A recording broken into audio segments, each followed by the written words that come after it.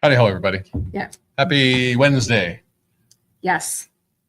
Because we've been going Tuesday, Thursday, Saturday for a little bit. So that was weird to have a Monday game and now a Wednesday game. So. Let's be honest. Everybody knows I'm not usually the greatest with the days of the week. So I've been that's wrong. A thing for you? Well, I've been wrong a few times on the show. Remember, okay. I'll say Happy Monday. You know what we need? Well, it's Tuesday. We need a huge calendar behind the camera. That would be very helpful. Or a big sign that says today is Wednesday. Yes. And it's game day. Jets in Denver to take on the Colorado Avalanche. I don't even know what that was on Monday. No, I don't either. But we will talk about it over the next 30 or so minutes as we get you set for this game. Looking forward, we're going to have Mitchell Clinton join us just moments from now. Yeah. Lineup information. That's really, let's be honest, that's what there's a lot of. Really the only reason we're bringing him on. It's a good thing he hasn't logged on already to see that's why I'm saying this now. We're using you for your information. Yeah, thanks, Mitch. Yeah, he's going to update us. We want to know whether or not, obviously, if Adam Lowry is out there, wasn't able to finish the game. No update from Scott O'Neill afterwards, and the team was off yesterday. So this will be the first opportunity to see. And then also John Michael Liles from the Avs broadcast. He works with Altitude. Former player, longtime player as well. We'll have him on to be able to talk about the Avs. So looking forward to that as well. But yes, I see already, Jessica. What's the update on Lowry? Yeah. You read our minds. That's exactly it. So looking forward to finding out shortly from Mitchell Clinton, another Central Division battle, fourth and final time this season that the Avs and Jets meet in the regular season. Yeah, and there's some, hold on, I've got some statistical irregularities here. You like that? I do. So between the two teams, so far this season, there's been not one power play goal between the Jets and the Avalanche. When you think of their two power plays, but those neither one of them has scored once on the power play in the 3 meetings so far this year. And how about this one? Winnipeg has shut out the Avalanche in 3 of their past 4 meetings. Wow, both of the games here this season, Connor Hellebuck having shut them out 1-0 and 3-0. Obviously, the 3-0 one just a short while ago. So looking forward to it. Our question of the day, here it is for you. So this is all tying into Monday. Yeah. Go for it. It was a little odd to see the Jets play the way they did on Monday. Yep. And the coach called them out afterwards. Did you say embarrassing was probably in there a little bit? A couple of times. Yeah. On him. Yeah. But it was horse bleep. Yeah, like it was. So our thoughts and question to you, what did you think of the comments made by Scott O'Neill post-game following the 5-2 loss to the Utah Hockey Club? It's still weird when you write out the previews for the games, you say Utah Jets taking on the Avalanche. Yep. So do you go Jets taking on the Hockey Club, or is just flat out Utah Hockey Club? Utah Hockey Club, I think. These are the deep questions we get into on Wednesdays. Yes, isn't it? You know what's really deep though? Is a deep person, deep thinker. Who? Mitchell Clinton. Oh, really? All right. Yeah. Here we go. Right away. Everyone watching, you have been asking the questions, so give us the goods. Which was my date is underway. Is Adam Lowry in particular out on the ice? Adam Lowry is not. So that's one thing that we'll have to hear from Scott O'Neill after the morning skate. He said there might be an update at that point after the loss to Utah. So what I'm trying to do at the same time, and this is, so let everybody know it's a great compliment, but I don't know if I can do 2 things at once. So we'll try. They're doing line rushes as we speak. So your forward lines look like Connor, Scheifele, Iafallo. So that's your top line at this point. And then you have Gabriel Velarde with Vlad Nemestikov in the middle and Nikolai Ehlers. It kind of baking out your top 6 there. So now your third line is currently Nito Niederreiter with Rasmus Kapari in the middle, and that would be Cole Perfetti on the other side. Okay. And it looks like we have, on the blue line, we have Heinola Miller paired together, Stanley and Fleury paired together. So we'll see if there's a change there. Your fourth line is Barron, Gustafson, and Appleton. So it looks like Mason Appleton may be drawing back into the lineup tonight. How was that? Fantastic. That, my friend, was the reason why we brought you on. That is tremendous skill. I think everybody at home watching is impressed as well. Also at work if they're watching and wherever they're hopefully not driving while you're watching this. But that was impressive. So it's always interesting whenever the Jets seem like they're getting healthy. something happens. So clearly with Adam Lowry, we'll get a little bit more clarity. So we were just all talking about how this team is getting really healthy and how excited it was. Yeah, we're going to move on. Scott Arniel's post-game comments on Monday after what we saw on the ice in Utah. What do you think of that? What do you think of his comments? I mean, I think it just shows what the standard has become for this team and really has been for a little while. There's that expectation of how you're going to perform, and you go out there and it's just not at all what I don't think anybody envisioned. And it's, talking to, a couple of the reporters that are here, Mike McIntyre from the Free Press, Murat Atesh, it was interesting to hear, some different perspectives as well. And, they were Murat was kind of saying halfway through the game, it was like, like nothing's really happening event-wise. But then it's just, and I kind of agreed, there was just some uncharacteristic, just puck management issues that really hasn't hampered Winnipeg in a long time. And then, you're turning the puck over to some highly skilled forwards and they're making good on it, right? So, yeah, it would be frustrating for the Winnipeg Jets to start the road trip that way and just not up to the level that they were used to. Obviously, there was a time, kind of in that second period where they were down to 10 forwards and it was, every line coming over the boards was a little bit different, but, they weren't using that as an excuse either. So it'll be interesting to see how they rebound against a team in Colorado that's coming off of a loss as well that they didn't really like against Minnesota. So it should be a good one here in Denver.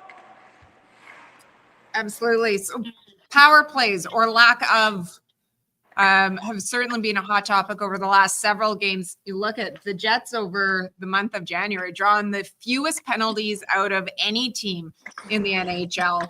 Or how do you generate more? Is it as simple as trying to move your feet more? I mean, how do you rectify this? Because obviously we know how potent the power play can be. Dive. Absolutely. Just got to dive. I thought for sure that this was going to be a segue for JT to jump in and talk about Connor McDavid because he was on this hot tear the last check-in show. Defend yourself, man, after a while. Like being bear hugged, listen. And so, and we all know that if you're looking at the numbers, Connor McDavid has not been given as many penalties recently as one would think, given how often he has the puck with it. But anyways, I digress. I'm sure later, Mitchell, I'll message you and go, oh my goodness. It's interesting because when we're calling the games and whatnot, I'm sure Paul Edmonds gets annoyed by this, but whenever I think there's a penalty, my arm just instinctively goes up. And that first period in Utah, I thought, and both ways, I thought there could have been penalty, 2 or 3 that could have been called and weren't. So I'm just sitting there thinking, okay, we're just going to let this thing run 5-on-5. And I mean, anytime that you're kind of looking to try to draw more penalties, usually it starts with how are you playing? What position are you putting the other team in? And kind of like you mentioned, Sarah, it goes with moving your feet and putting the team that's defending you in a tough spot to try to defend you, right? Whether they've got to get the stick out, the hands out, start throwing picks and interference and all that kind of stuff. So for Winnipeg, you control what you can control, and that's, how you're playing and how you're moving. But that's usually a really good spot to start is get the feet moving, get to the pace that you want to play at. And more often than not, that's going to lead to a few more power play opportunities. And as we've seen, when Winnipeg gets those opportunities, it's pretty lethal. Well, buddy, get back to it. Thank you for allowing us to distract you for 10 minutes from doing your job. You're the king of multitasking. We would not have been able to do that as successfully as you just have. So. Not even close. That's right. Well, I can do the line rush thing. Next to tackle is try to walk and chew gum at the same time. So we'll see how it goes. See you, buddy. Thanks so much. See you later. There's Mitchell Clinton from Ball Arena in Denver. Good job.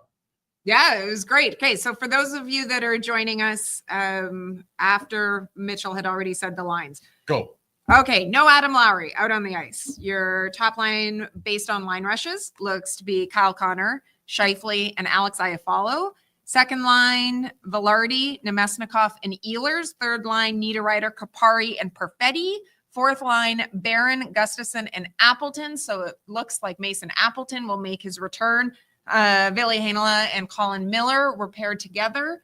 Don't know what it looks like for D pairings, but that is what your forward lines look like. It's great to see so many of you in the chat today. The question, what did you think of Scott Arniel's post-game comments after the loss in Utah. A lot of you saying that you agree with him. You liked hearing the honesty from him as well. I think it's kind of hard to disagree with what he said. I always like when coaches show not only a little bit of emotion with it, but honesty with it, or their frustration with it. I thought it was very controlled in how he said it. But it's hard to argue with the comments that he made. Well, I think this is what we're talking about, drawing more penalties. There wasn't really any opportunity for the referees to call any penalties. I felt, I know Mitch felt that too, but there's just like, you got to get to the front of the net to cause problems.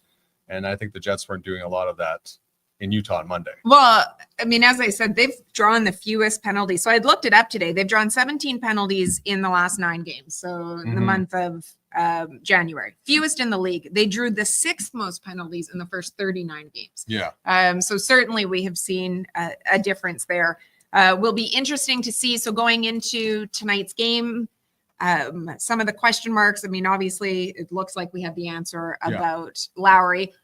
One of my biggest question marks, what sort of response are we going to see from this team after the loss in Utah? And then different storylines that I always look forward to when these two teams meet up. Central Division battles, we know, always have a little bit of something extra to them. I've got to say, Utah doesn't excite me the same sort of way in storylines, obviously, as Colorado does. We know that rivalries are made in playoffs, Utah also being new. It's not the same. I'm looking forward to seeing what happens tonight. Nate McKinnon versus, we presume, Connor Hellebuck. Yeah. For it. 2 potential Hart front runners. Right. For it. And then what the Jets do with respect to penalties. Because Colorado, for all of their firepower, their penalty or their power play has been awful in January. They're operating at 10% right now, which you would never guess when you've got the likes of a Nathan McKinnon and a Kel McCarr. It's kind of stunning to think of at the same time. So like John Michael Liles will be joining us here eventually. And the question I got to ask is, we see so much from McCarr, McKinnon, and Rantanen. Yeah. But now, like, what else is there?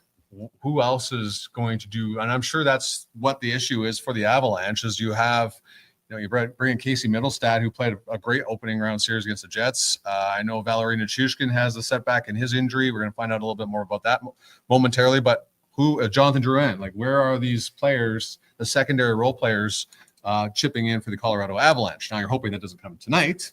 Yeah. But these are the type of things that happen in a long season where you're kind of wondering, okay, who else is going to step up for the Avalanche? And 2 surly teams. I mean, as Mitchell said as well, with the loss that Colorado had against Minnesota in the game on Monday, it was an afternoon game. There was 2 points that separated them in the standings. Right. I think of Colorado trying to get back into it.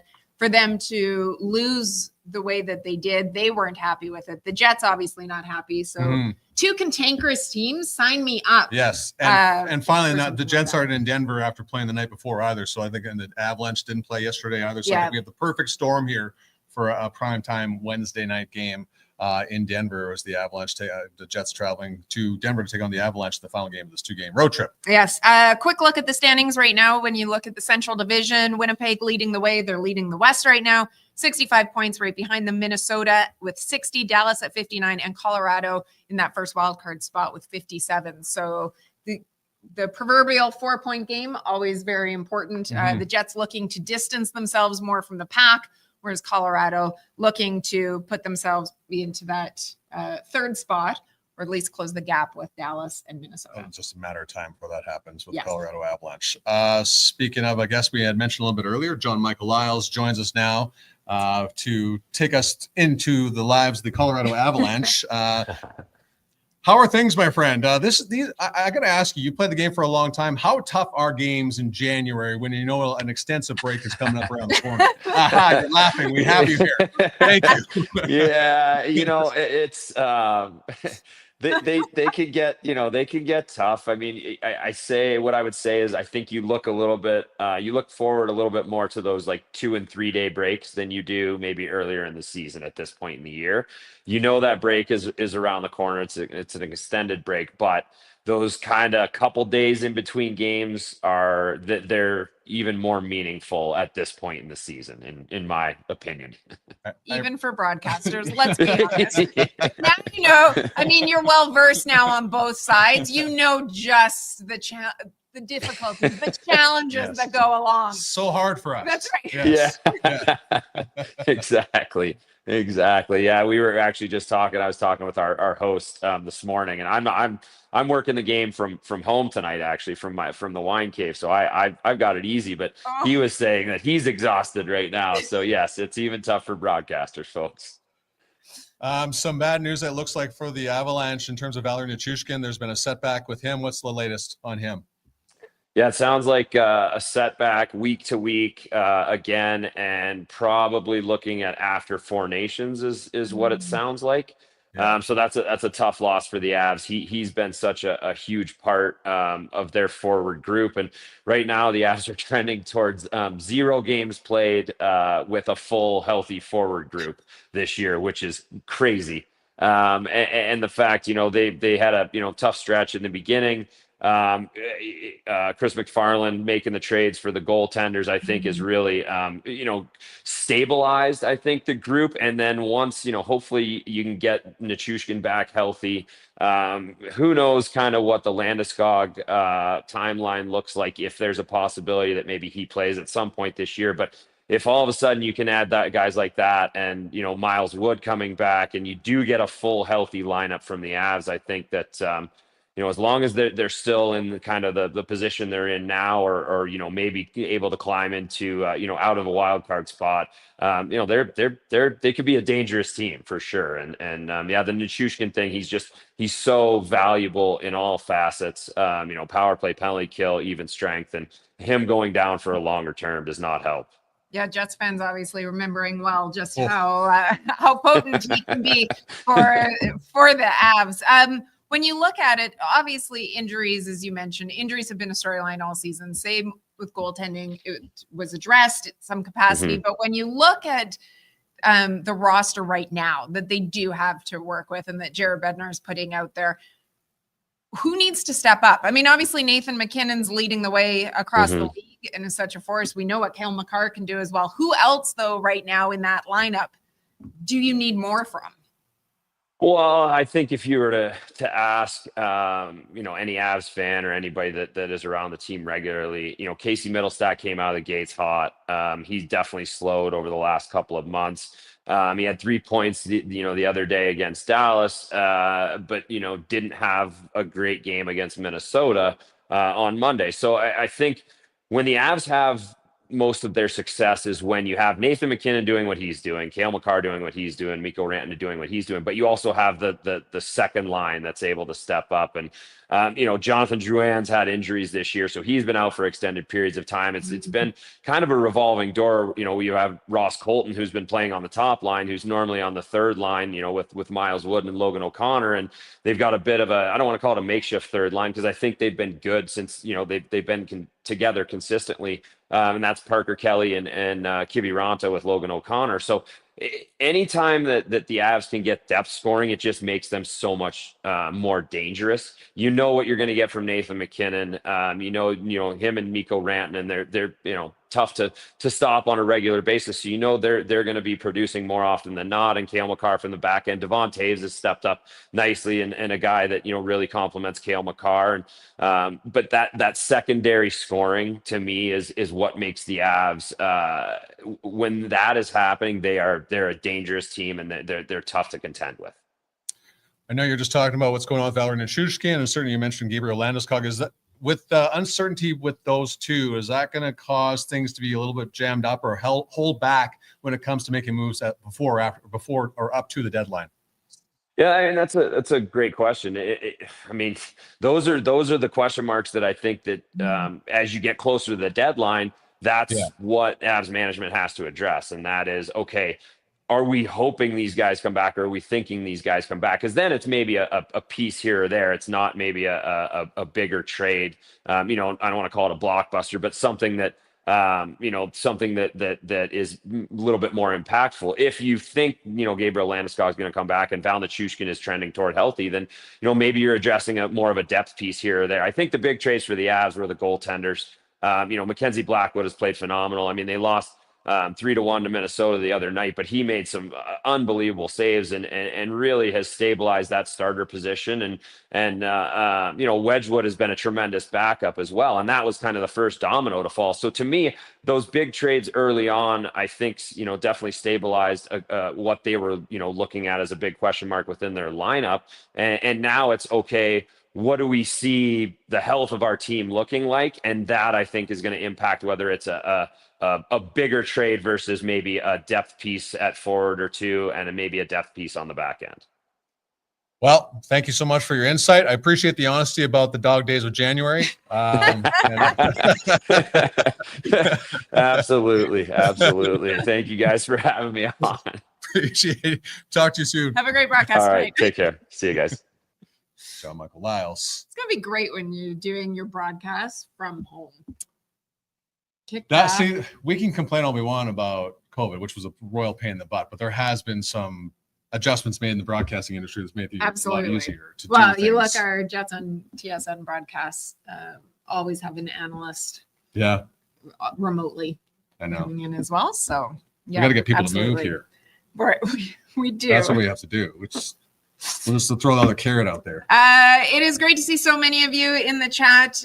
Again, we always appreciate it. Our question of the day: what do you think of Scott Arniel's post-game comments on Monday? Obviously, he was not happy with the effort and the result in Utah. The word embarrassing was thrown out a couple times. So what do you think of it? Yeah. Pretty much. I appreciate it. There's a lot of questions about Adam Lowry. We still have not got an update. Mitchell Clinton reported just a little while ago he was not on the ice during the morning skate. So we'll get some clarity from Scott Arniel. So make sure you tune in to WinnipegJets.com for more information. Absolutely. And it does look like your third D pairing tonight is Billy Heinola and Colin Miller. Okay. Just as a heads up on that one. As we continue on, this is the end of a 2-game road trip. We joked that for the first 19 days of January, well, it wasn't a joke, they were home every other day. All the time. I said it's so great. They're going to go out on the road for a couple of days, but then they're home. And they come back, and you'll never guess, they play Utah. And then Calgary. Yeah. So their last 2 losses, they have the chance for redemption here at Canada Life Center in front of their fans. You don't want to miss it. The atmosphere has been great inside the arena. Certainly, you've heard players comment on it as well in various capacities, but it's just been a lot of fun to be inside here. So if you don't have your tickets yet and you have the opportunity to, we would love to see you down here on Friday and Sunday. Utah again. The schedule's so bizarre sometimes.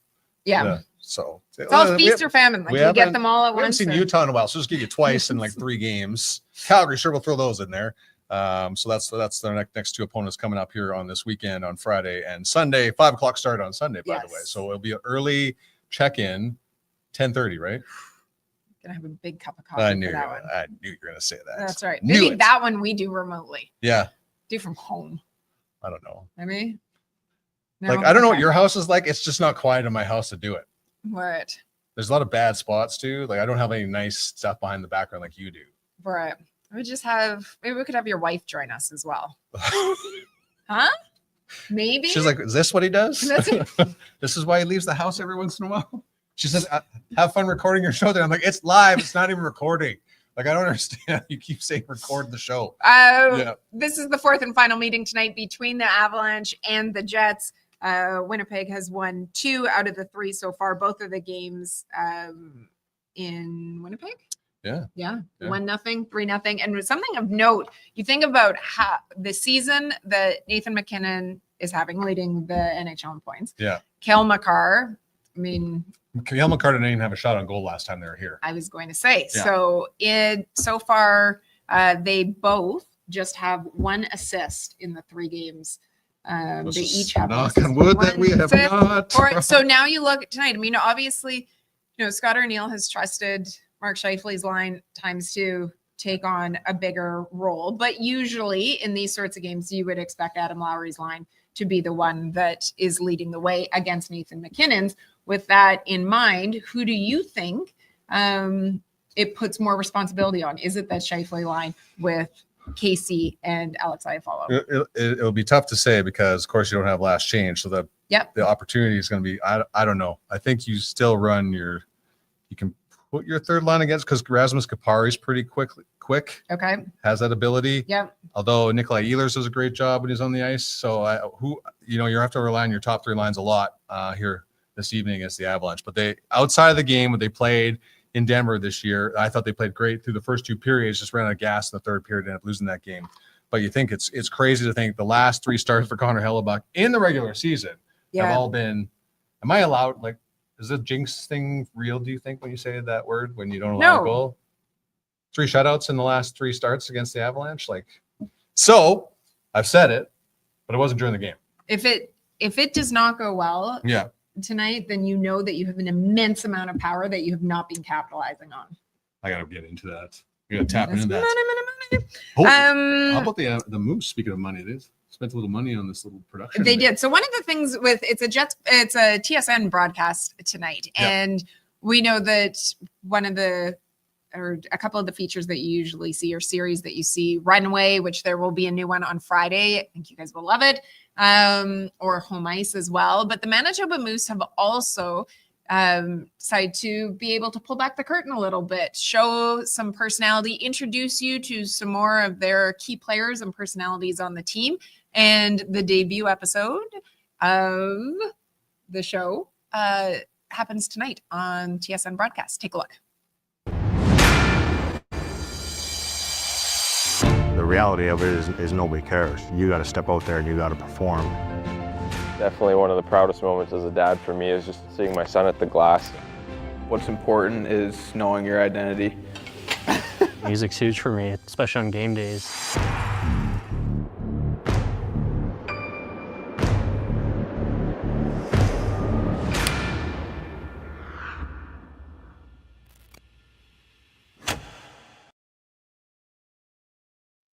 In Antlers. Okay, that's pretty cool.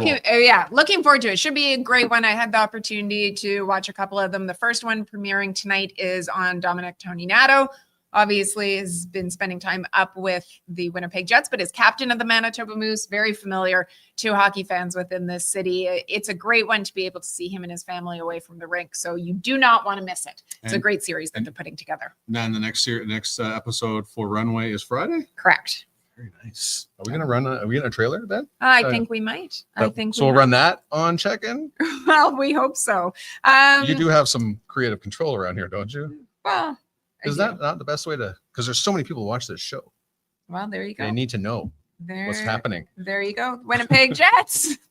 The Winnipeg Jets end this 2-game road trip tonight in Colorado. Jets 13-9 on the road, looking to see what their bounce back is like tonight after that 5-2 loss in Utah.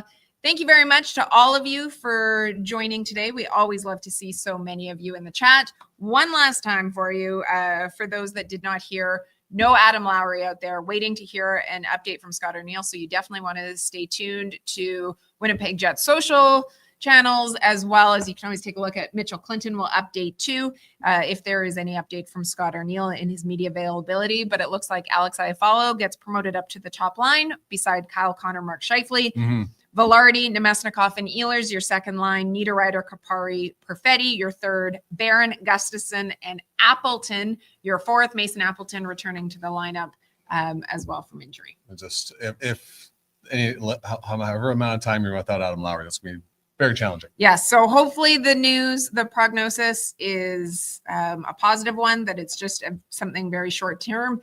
It is crazy to think of the injuries that we have seen from this team that has been in some ways so healthy. You would think last season was able to avoid them. And then this year, it just seems that every game there's been somebody, at least for a short period, even if it's just a short period of time, that has been out of the lineup. So hopefully it's good news though for Lowry in terms of it not being anything too significant, and that maybe he will be back in the lineup on Friday. Very much appreciate Mitchell Clinton giving us